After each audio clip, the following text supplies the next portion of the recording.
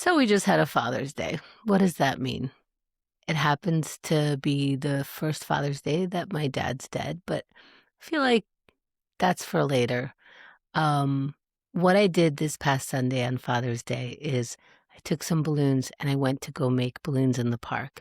I figure I give out free balloons, say Happy Father's Day to those that it's obvious that that's what's going on, and just have this be a kid day, nice thing.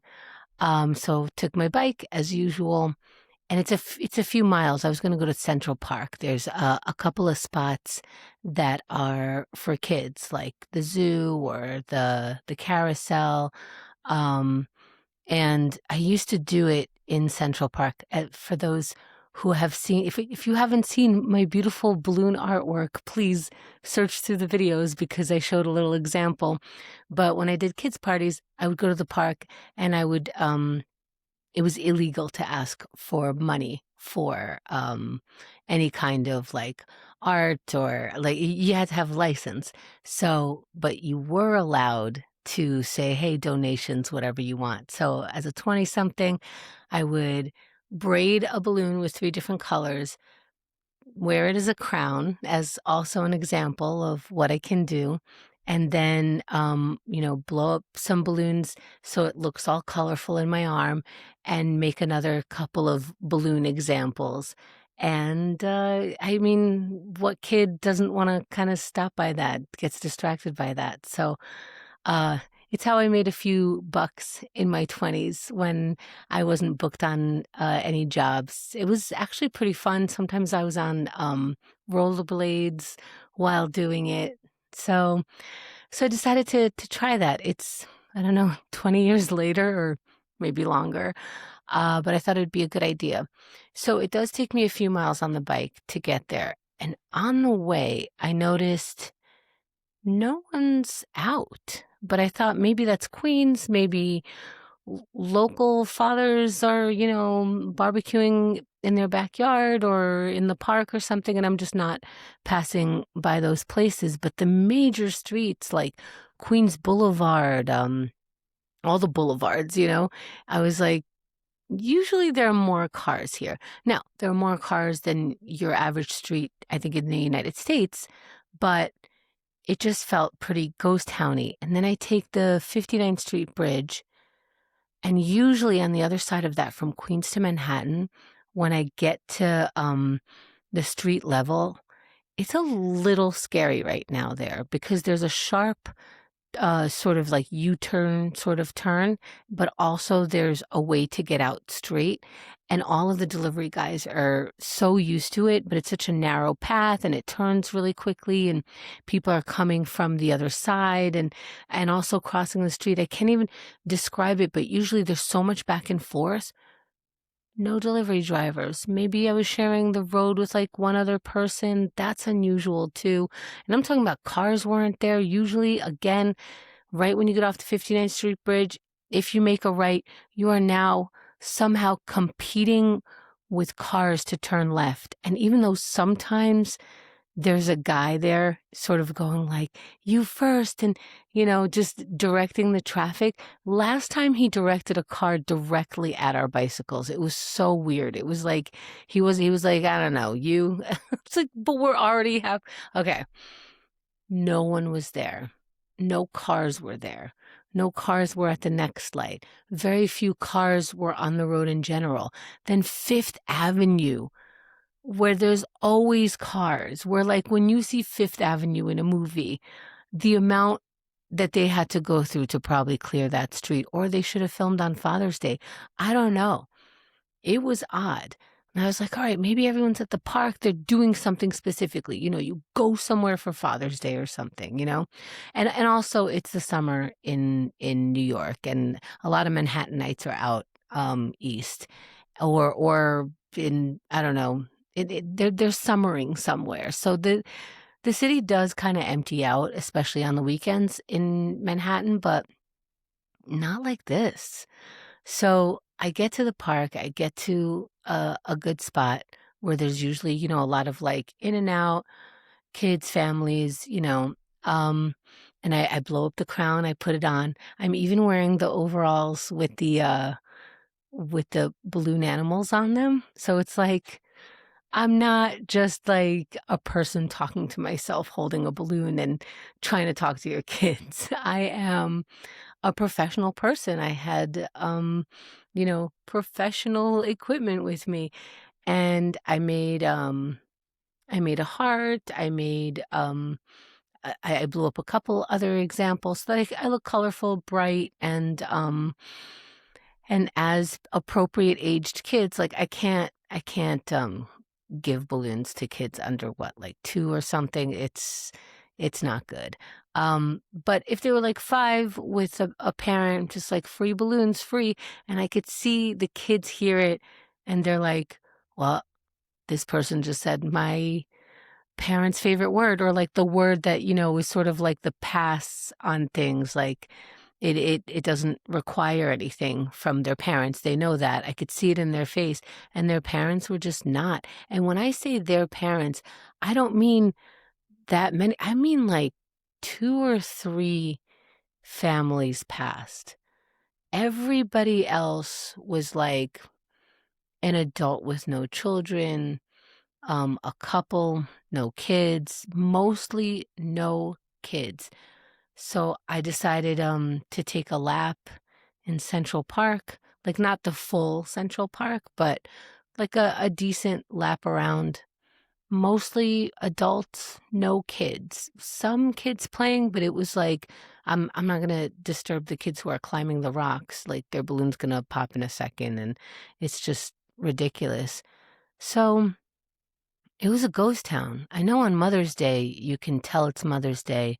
Um, a lot of people are out, they're brunching. There's flowers everywhere. Everyone's holding flowers either to go give it to a mom, or they just got flowers. And um, I thought Father's Day was celebrated more than it used to be. I'll tell you what Father's Day was like at my house. But first, all of a sudden, I did see some people. All of a sudden, and this was in Queens. I was like, wait, all of a sudden the cars are fully parked, and it looks like people are looking for parking. And then I look in the parking lot, it's full. There's valets running back and forth. I'm like, what is this place? Steakhouses. The couple of like back-to-back steak houses on my way home, I'm just like, oh my God, everybody's having a steak. Good on you. Enjoy. That sounds delicious. But my father wasn't a Father's Day guy. First of all, he wasn't involved in the daily raising of children. That wasn't his job. My mom agreed to this. Like that was her job. He made the money. It was very I think we're calling it trad wife now. But yes, it was very traditional roles. They were both um see when I want to say they're both happy in their roles, but like, regular adult happy. Like they agreed to the roles. They believed in those roles. Like my mother believed that that's what women do, and she happened to be good or like some of those roles. And she believed that the father is just, in charge of the money, and he doesn't have to be the kind of vulnerable that it takes to raise kids. That was her job. He was like the fun, sometimes scary guy. He had a big presence. So, but when we used to acknowledge Father's Day, I don't have a clear picture, but my picture is sarcasm as a response, possibly grunting. Vulnerability was not what he wanted for Father's Day. That's just not, it was very uncomfortable. So if we ever were out, which we weren't, it was him kind of going like, I guess we're doing this thing because I have kids and you're supposed to be doing this thing. So he would sort of, you know, muster through it or something. And then he always paid because he's the father and that was his role. But even when we had money, even when we were adults and we wanted to take him out, we knew not to pull out any cash because insulting to what his position was in our family. It was like, I saw the scene in I didn't see all of The Sopranos, but this scene I was like, "Oh, this is accurate." When, his daughter's boyfriend or fiance or whatever, the partner, joins them for dinner, and the boyfriend secretly pays for the bill as like a nice thing, like, as trying to be respectful, trying to be giving. Uh Tony Soprano wanted to I think he like wanted to hit him. I think he almost did. He was so mad, and I think that's how my father would be. He is not You're not one-upping his manhood. You be in your position and he's in his. And then gifts, I remember growing up, the gifts for Father's Day, it was like, get your father a tie. That's what he loves. The first thing he takes off when he gets home. That's what he loves. Everyone volunteers it. I think my mother would get him like the cologne that I think he would he would need at that point anyway. And she's the one who buys things like that. So she'd get him the cologne, write our names on it or something. He'd grunt because he doesn't like this whole song and dance of like, yes, okay, nice, this from the kids. Okay, I got good kids. Great, great, great. It just wasn't for him. So now he's not here anymore. He passed in December. But and I teared up like, oh yeah, it's Father's Day, and oh yeah, it's the first time he's not here. But if I were to be a little real about it, I just reconnected with him about this time last year, and then he died a few months later. But that meant that last Father's Day, I wasn't in touch. The one before that, I wasn't in touch. In fact, it was at least 10 years. I actually lost track of how many years. I was not in touch with him on Father's Day. So, like, I didn't know if it makes me sound like a monster, like, he's been dead. I don't want to um, respond like that, but I more respond to his death, like, because when I think of my mom, I called her, and I wasn't sure if to be like, I'm calling you because it's Father's Day, and we're still in grieving, and especially her. I, like there's a feeling of, is this triggering, sort of like reminding her partner of over 50 years is freshly dead. But that's not true. I don't think that's how grief works. I don't think that saying the reason why you called. And then, she got ahead of me. She's like, "Oh yeah, your brother called because it's Father's Day." And she just keeps going. My mother is staying busy and letting herself cry. And I like what she's doing. Like, she's giving herself the opportunity to both like be in her life and be happy, but also sometimes just letting out some of that grief, some of that sadness. And I feel like visiting emotions and making sure that they change and pass so that it's not like living in one or the other. And I know it's like, oh yeah, we're all trying to be happy, but not really, not all the time. That's impossible. Everything passes, including happiness. And because, like, somebody who's happy all the time just seems psychotic. Like, that's not a thing. That's fake. So I like the idea of continuing to feel everything, but not drowning in any one emotion. But anyway, I'm talking about my mother's grief, but I mostly feel grief about my dad through my mother.